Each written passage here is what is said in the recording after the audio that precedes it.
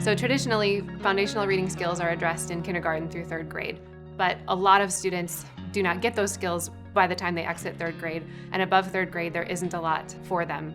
The systems that do exist are often resource intensive, either they're expensive, they're often one-on-one, they're very time consuming, and ROAR breaks down a lot of these barriers to foundational reading skills assessments.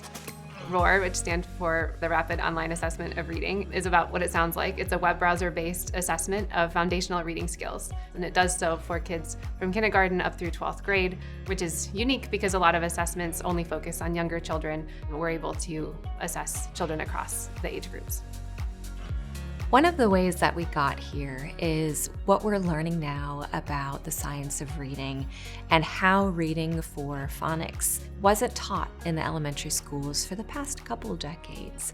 And so there was a large portion of students who went through that type of teaching, not actually fully learning how to decode words.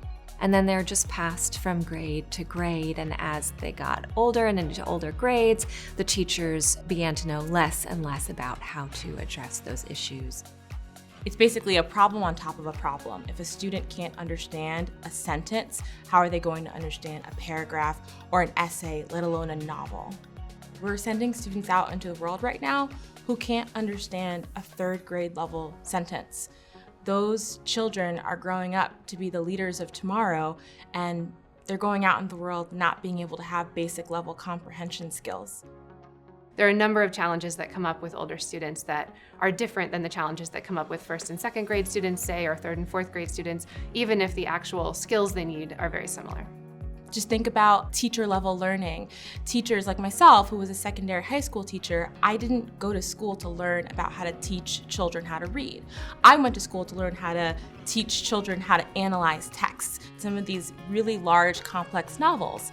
When you get to students who are 13, 14, 15, 16, and you begin to start to instruct them in basic language skills, that can be embarrassing. And what we know about older struggling readers as well is that they have taken on an identity of, I struggle, I can't read, I don't know how to do this, and then their self-efficacy is impacted as well. And what we know about self-efficacy is it lowers their motivation, they don't want to read, they become less engaged in class. You know, ROAR provides data about what next, right? Okay, so now I know 40% of my students are struggling with word level decoding. What do I do now?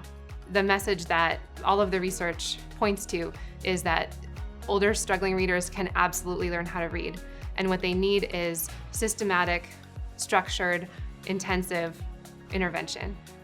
The great thing about ROAR is it breaks it up into 3 different categories. So it's not just general foundational skills, you can really see what discrete area that students are struggling with. So far, we've utilized the assessment with students in the middle and high school grades. About 3,000 is our N size of the current pilot, and what we've been able to see is pretty fascinating. Students from all grade levels are showing that they have significant needs in foundational skills. That data is allowing schools to be able to pinpoint which students are struggling and what do we need to do to support them. What I think ROAR can contribute to ANET is the data that can give the coaches a new direction for coaching the teachers and how to support their students. But then what ANET is doing for ROAR, because their coaches are working with the teachers before, during, after administration, we get to hear all of the insights from those conversations. You know, what are the apprehensions of the teachers before they give it? How do they understand the data? How do they use the data? How do they not use the data? What could be more helpful? For the students, how do the students feel while they're taking the test? You know, all of these kinds of insights, get filtered back to us because we're not there with the teachers day after day after day the way that the coaches are. Schools are not alone. The English ELA instructional coaches have professional learning development from us, and our coaches go into the schools, work with the school leaders and the English teachers to help administer ROAR seamlessly, and then to also help them make sense of the data and then take action from the data. And I think that is the key of what ANET helps with partner schools, is taking that data, making sense from it, and then taking action. And it's that action piece that's going to make the most difference for our struggling readers.